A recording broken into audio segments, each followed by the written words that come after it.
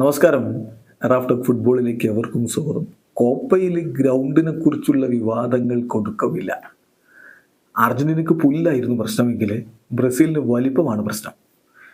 അർജന്റീനയുടെ താരങ്ങൾ ആദ്യ മത്സരത്തിന് ശേഷം അതിശക്തമായിട്ട് തന്നെ രംഗത്ത് വന്ന് അന്നത്തെ അറ്റ്ലാന്റയിലെ ഗ്രൗണ്ടിൻ്റെ സ്ഥിതിയെക്കുറിച്ച് പ്രസ്താവനകൾ നടത്തിയിരുന്നു. നിബു മാർട്ടിനസ് ഒക്കെ പറഞ്ഞു, ഇങ്ങനെയാണെങ്കിൽ നമ്മൾ യൂറോ കപ്പിന് താഴെ മാത്രമേ നിൽക്കുകയുള്ളൂ എന്ന് തന്നെ പറഞ്ഞു. കോച്ച് ലയണൽ സ്കലോനിയും അതുപോലെ മറ്റു താരങ്ങളും ഒക്കെ ശക്തമായ ഭാഷയിൽ അവിടുത്തെ ഗ്രൗണ്ടിൻ്റെ സ്ഥിതിയെക്കുറിച്ച് പുല്ലിനെക്കുറിച്ചൊക്കെ സംസാരിച്ചിരുന്നു. ഇപ്പോൾ ബ്രസീൽ ആദ്യ കളി കളിച്ചിട്ടില്ല. നാളെയാണ് ബ്രസീലിൻ്റെ ആദ്യ മത്സരം. അതിനു മുമ്പ് തന്നെ ഇത് കഴിഞ്ഞ 1-2 ദിവസങ്ങളായിട്ട് ഈ വിവാദം ഇങ്ങനെ മുഴങ്ങുന്നുണ്ട്. ഇന്നലെ ഇപ്പോൾ പ്രീ മാച്ച് പ്രസ് കോൺഫറൻസിൽ ബ്രസീലിൻ്റെ കോച്ചും ബ്രസീലിൻ്റെ നായകനും ഇതിനെക്കുറിച്ച് സംസാരിച്ചിട്ടുണ്ട്. ഡൊറിവാൾ ജൂനിയറും ഡാനിലോയും ഇതിനെക്കുറിച്ച് തന്നെ സംസാരിച്ചു.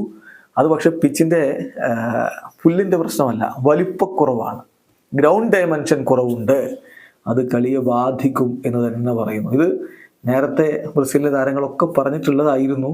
കളിക്ക് മുമ്പുള്ള മറ്റ് ചില പത്രസമ്മേളനങ്ങളിലൊക്കെ അത് പറഞ്ഞിട്ടുണ്ട്. ഇപ്പോൾ വീണ്ടും അത് തന്നെ പറയുന്നു.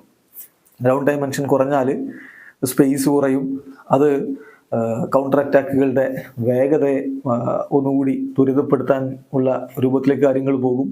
ഇങ്ങനെയൊക്കെയുള്ള കുറേ പ്രശ്നങ്ങൾ കളിയിൽ സാധാരണ നമ്മൾ കളിക്കുന്ന വലിപ്പമുള്ള ഗ്രൗണ്ടിലല്ലാതെ വലിപ്പം കുറഞ്ഞ ഗ്രൗണ്ടിലേക്ക് കളി മാറുമ്പോൾ സ്വാഭാവികമായിട്ടും പ്രശ്നങ്ങളുണ്ട്.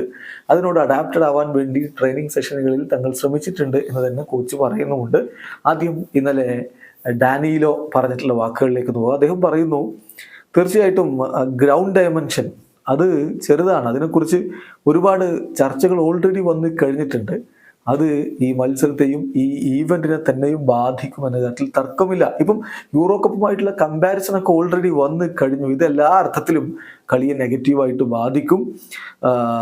ഇതിൽ പ്രധാനപ്പെട്ട പ്രശ്നം എന്താണെന്ന് വെച്ചാൽ താരങ്ങളോടൊന്നും ചോദിച്ചിട്ടല്ല ഈ ഡയമെൻഷനിലുള്ള മാറ്റം വരുത്തിയിരിക്കുന്നത് എന്ന് ശക്തമായി തന്നെ ഇപ്പോൾ അദ്ദേഹം പറയുകയാണ്. അതേസമയം കോച്ച് കുറച്ചുകൂടി പോസിറ്റീവായിട്ടാണ് ഇതിനെക്കുറിച്ച് സംസാരിച്ചത്. അദ്ദേഹം പറഞ്ഞത്, തീർച്ചയായിട്ടും ഗ്രൗണ്ട് ഡയമെൻഷൻസിൽ വ്യത്യാസമുണ്ട്, അതെൻ്റെ ശ്രദ്ധയിൽപ്പെട്ടിട്ടുണ്ട്.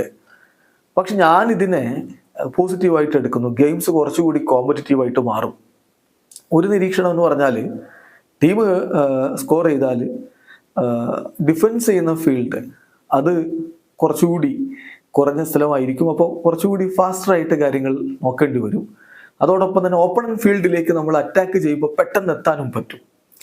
അപ്പം അത് കൂടുതൽ ശ്രദ്ധ കളിയിലേക്ക് ആകർഷിക്കാൻ ഒരു പക്ഷേ സഹായിച്ചേക്കും. ഏതായാലും ഈ ചെറിയ മെഷറിലുള്ള മാറ്റം പരിഗണിച്ചുകൊണ്ട് ഞങ്ങൾ ഒരുപാട് ട്രെയിനിങ് ഒക്കെ നടത്തിയിട്ടുണ്ട്. പെട്ടെന്ന് തന്നെ അതിനോട് അഡാപ്റ്റഡ് ആവാൻ വേണ്ടിയിട്ടാണ് ശ്രമിക്കുന്നത്.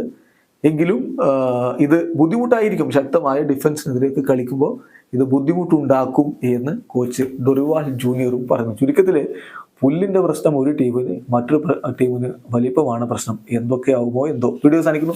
ഫുട്ബോൾ ലോകത്തെ കുടുംബ വിശേഷങ്ങളുമായി റാഫ്റ്റോക്സിൽ എത്താം.